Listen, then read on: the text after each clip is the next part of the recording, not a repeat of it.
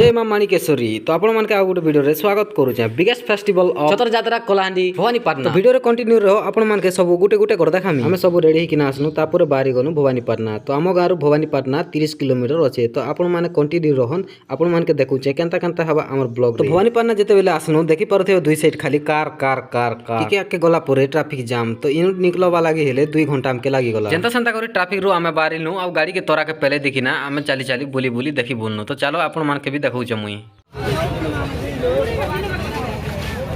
ए ओबे मेलसा बड मारलाट करू मासो